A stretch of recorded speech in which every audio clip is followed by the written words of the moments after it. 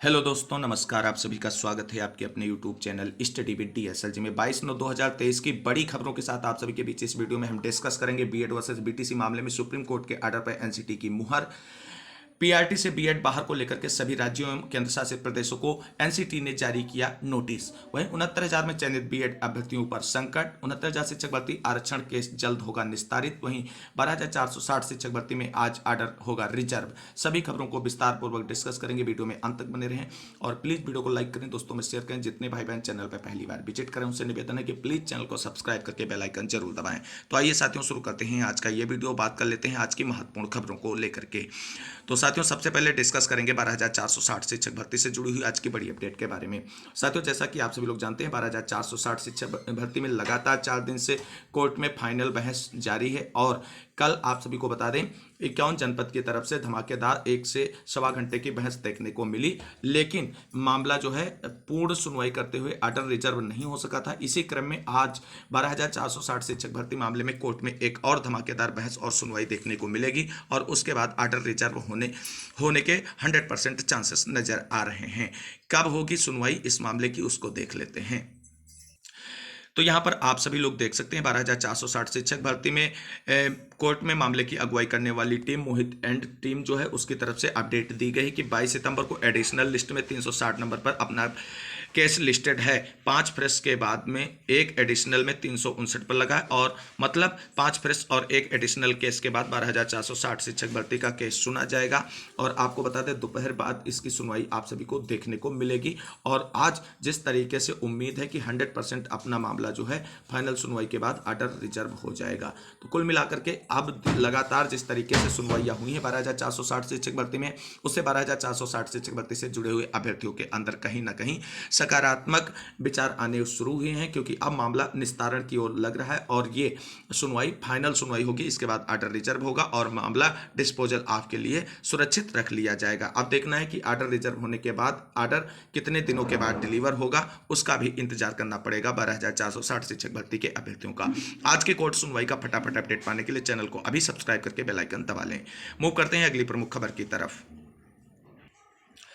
अगली प्रमुख खबर के अंतर्गत हम बात करेंगे अनुदेशक भर्ती में बीटेक डिप्लोमा वालों के लिए जल्द ही खुलेंगे रास्ते। CITS का प्रमाण पत्र अनिवार्य होने से भर्ती में शामिल नहीं हो पा रहे अभ्यर्थी, सेवा नियमावली में संशोधन के लिए कमेटी गठित होने से अभ्यर्थियों में जगी है उम्मीद। ITI अनुदेशक भर्ती के CITS प्रमाण पत्र का पेच जल्द ही दूर हो सकता है। सेवा नियमावली में संशोधन के बाद सरकार ने कमेटी गठित कर दी। भर्ती के में अगर CITS प्रमाण पत्र की अनिवार्यता समाप्त हो जाती है तो बीटेक और डिप्लोमा करने वाले अभ्यर्थियों को बड़ी राहत मिलेगी। CITS प्रमाण पत्र के बिना उनके लिए भर्ती में शामिल होने के रास्ते खुल जाएंगे। पूर्व में यही व्यवस्था लागू थी कि ITI अनुदेशक के पदों पर भर्ती के लिए ITI का डिप्लोमा और 1 वर्ष का CITS का प्रमाण पत्र अनिवार्य था, लेकिन अगर कोई बीटेक या डिप्लोमा करने वाला अभ्यर्थी भर्ती में शामिल होने का चाहता था और उसके पास CITS का प्रमाण पत्र नहीं था तो वह शर्त होती थी कि नियुक्ति के बाद ऐसे अभ्यर्थियों को 3 माह की अलग से ट्रेनिंग दी जाएगी। तो कुल मिलाकर के ये अनुदेशकों के लिए बड़ी अपडेट है। अगर नियमावली में संशोधन होता है, जिसकी की संभावना बहुत ज़्यादा है, तो ऐसे में जो है बीटेक और डिप्लोमाधारी अभ्यर्थियों के लिए अनुदेशक बनने के रास्ते साफ हो जाएंगे। तो ये बड़ी अपडेट है साथियों। अगर आप विस्तृत रूप से पढ़ना चाहते हैं तो डिस्क्रिप्शन में दिए गए टेलीग्राम चैनल को ज्वाइन कर लें, वहां से इन खबरों को विस्तार पूर्वक आप पढ़ सकते हैं। मूव करते हैं अगली प्रमुख खबर की तरफ। साथियों, उत्तर प्रदेश भर्ती से जुड़ी हुई एक और बड़ी खबर निकलकर सामने आ रही है। ब्लैक लिस्टेड कंपनी से कराई परीक्षा, फिर निकाला मनमाफिक परिणाम। परीक्षा में लोक सेवा आयोग या सचिवालय सेवा के भर्ती नियमों का नहीं किया गया है पालन।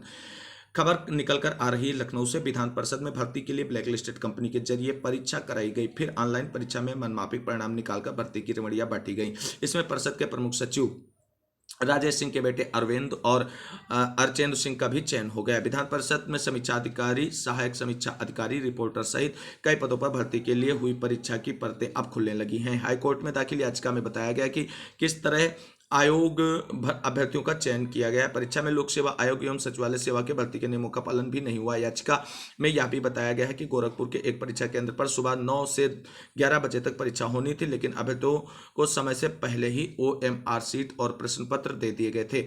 8 प्रश्न हल करने पर भी हो गया पास। याचिका में बताया गया है कि अनिरुद्ध यादव नाम के अभ्यर्थी ने परीक्षा में मात्र 8 प्रश्न हल किए थे। इसके बाद भी उसे लिखित परीक्षा में सफल घोषित कर दिया गया है। भर्ती के लिए नामित TSR data processing private limited company के एक निदेशक की पत्नी भावना यादव का भी परिषद में समीक्षा अधिकारी के पद पर चयन हुआ है। कंपनी को परिषद के एक पूर्व सभापति का करीबी भी बताया जा रहा है। तो आप सभी साथियों को बता दें, 3 कोड पर है नजर। कौन? भर्ती की सूची में एस सचिवालय, SP सिंह, RP सिंह और AR आशीष राय का कोड चला। जानकारों का कहना है कि इसका मतलब सचिवालय के किसी कर्मचारी का रिश्तेदार था। वहीं SP और RP और AR का मतलब उनकी सिफारिश पर भर्ती था। वहीं CBI जांच का तोड़ तलाशने में जुटे अधिकारी।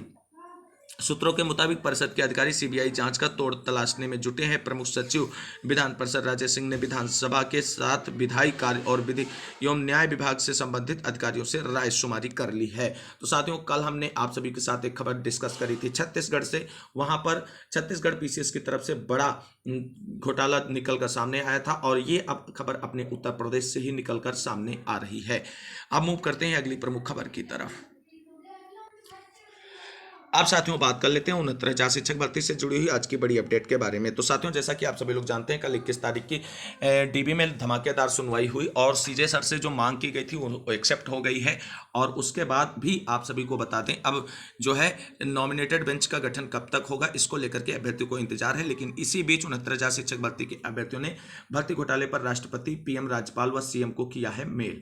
69,000 सहायक शिक्षक भर्ती में 19,000 सीटों पर हुए आरक्षण घोटाले के बारे में पीड़ित अभ्यर्थियों ने मुख्यमंत्री योगी आदित्यनाथ, राज्यपाल आनंदीबेन पटेल, प्रधानमंत्री नरेंद्र मोदी तथा राष्ट्रपति द्रौपदी मुर्मू को ईमेल के माध्यम से अवगत कराया है। इसमें बताया गया कि आरक्षित वर्ग के OBC अभ्यर्थियों को इस भर्ती में 27% की जगह 3.8% तथा SC वर्ग के अभ्यर्थियों को 21% की जगह मात्र 16.2% आरक्षण दिया गया है और इस पर उनसे न्याय की गुहार की गई है।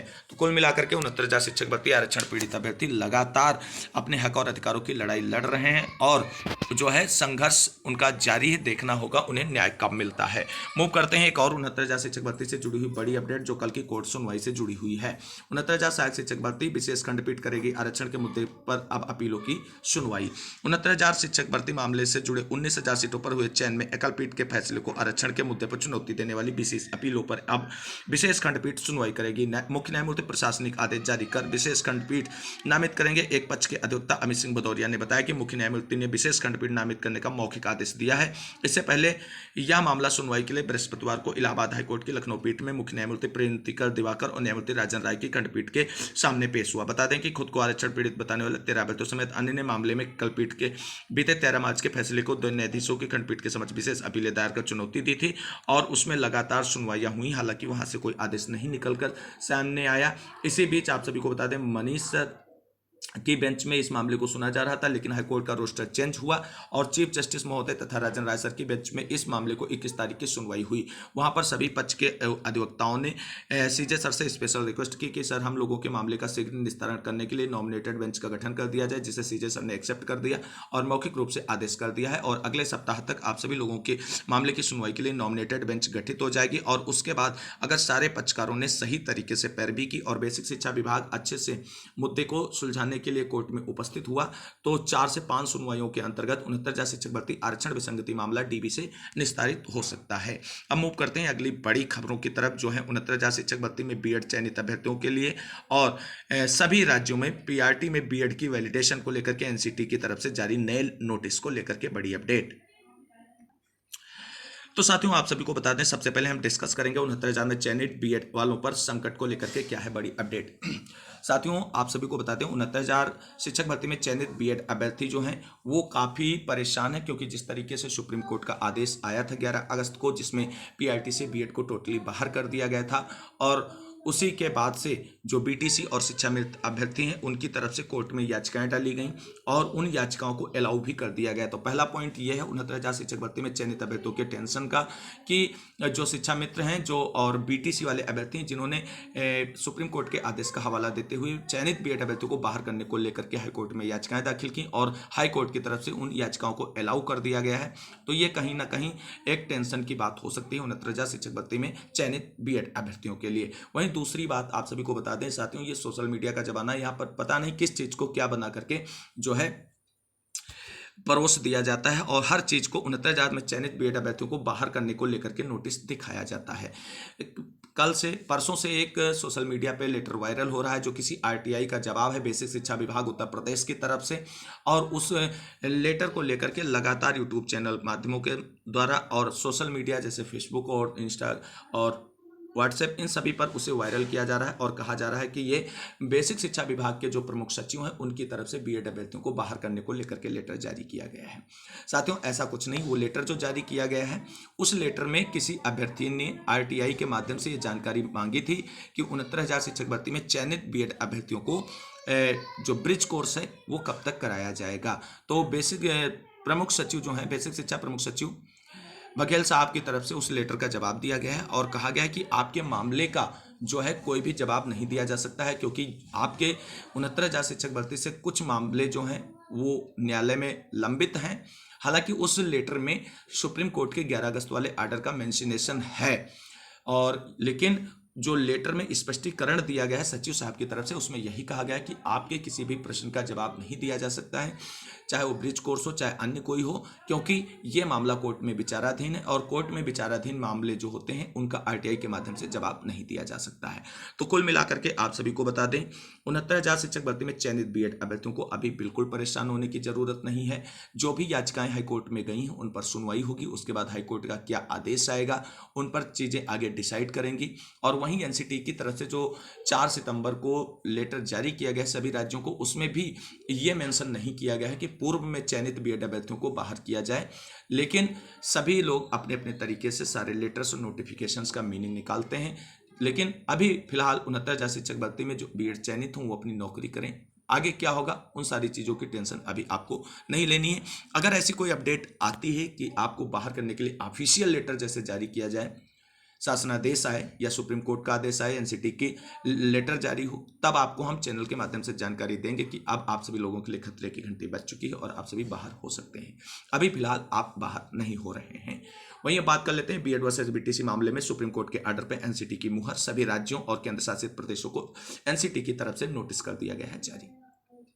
साथियों यह बड़ी अपडेट है और जैसा कि सुप्रीम कोर्ट का जो आदेश आया था 11 अगस्त को उसी के अनुपालन में एनसीटी की तरफ से ये लेटर सभी राज्यों केंद्र शासित प्रदेशों को जारी किया गया है और पीआरटी से बीएड को बाहर करने को लेकर के ये नोटिस है। और इसमें कहा गया है कि सभी राज्य जो हैं और केंद्र शासित प्रदेश हैं वो एनसीटी के और सुप्रीम कोर्ट के आदेश को माने और यही इस लेटर में कहा गया है। तो देख लेते हैं क्या है लेटर और क्या है जानकारी इसमें।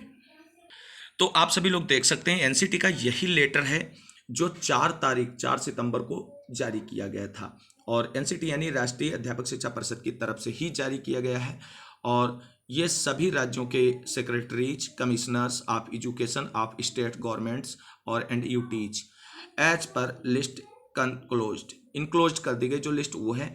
और सब्जेक्ट क्या है, forwarding of the honourable supreme court of India judgment dated 11/8/2023 in civil appeal number 50/68 of 2023 arising out of SLP civil number 20,743 of 2021 titled Devesh Sharma versus union of India and other connected matters regarding, यानी supreme court का जो 11 तारीख का आदेश आया है उसी के अनुपालन को लेकर के ये लेटर सभी राज्यों केंद्र शासित प्रदेशों को लिखा जा रहा है। Madam yes sir, I am directed to refer the judgment dated 11/8/2023 in civil appeal number 50/68 of 2023 arising out of SLP civil number 20,743 of 2021 titled Devesh Sharma versus union of India and other connected matters passed by the Honorable Supreme Court of India for information and further appropriate action.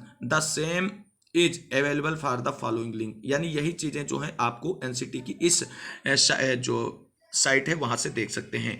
This issues with the approval of the patent authority, और ये जो है NCT की तरफ से letter जारी किया गया। जिन साथियों को ये चीज़ें समझ में नहीं आई उनके लिए हिंदी में भी हम इस चीज़ को समझाने का प्रयास करते हैं।